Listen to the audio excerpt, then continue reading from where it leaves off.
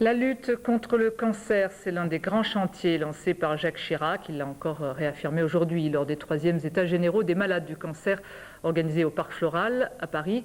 On sait désormais qu'une bonne alimentation est l'un des facteurs de diminution des risques de cancer. Une opération d'information était organisée à Nantes. Virginie Charbonneau et Dominique Lemay. Si on regarde le caddie aujourd'hui, qu'est-ce qu'on y trouve? On y trouve un peu de tout, aussi bien des légumes, des fruits. Donc on en a tomates, poires, concombres. Oui, Ça fait 3. oui, ça fait 3. Il nous manque encore une petite marge.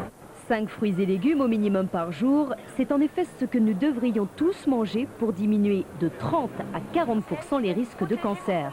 Car aujourd'hui, toutes les études le confirment, la santé est en grande partie dans notre assiette. On recommande un fruit à chaque repas, donc matin, midi, soir, et au moins une crudité en entrée et un plat de légumes cuits dans la journée. Donc après, ça peut être une entrée, ça peut être un potage. Là, ça va être l'entrée dans l'hiver, ça permet d'avoir plusieurs variétés dans notre potage. La crudité, on peut l'avoir avec des carottes râpées, des tomates. C'est pas si énorme que ça. On a tendance à grossir un peu les choses, alors que concrètement, on peut y arriver.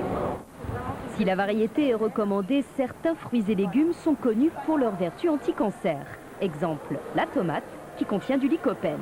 Ces études ont été réalisées dans le cadre du cancer du sein, dans le cadre du cancer de la prostate, et puis on a pu observer qu'un défaut d'apport de lycopène favorisait la survenue de ces cancers, et si l'on supplémentait en lycopène, par exemple, mais ça ce sont bien sûr des études qui ont été rétrospectives, si on supplémentait, on arrivait à diminuer le risque de cancer d'un facteur 1,5 à 2.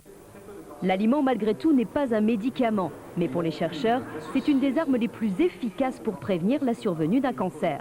Un message que la Ligue contre le cancer et les diététiciens répètent inlassablement dans les écoles et sur les marchés, notamment celui de Talensac à Nantes, où une action de sensibilisation est prévue dans les semaines à venir.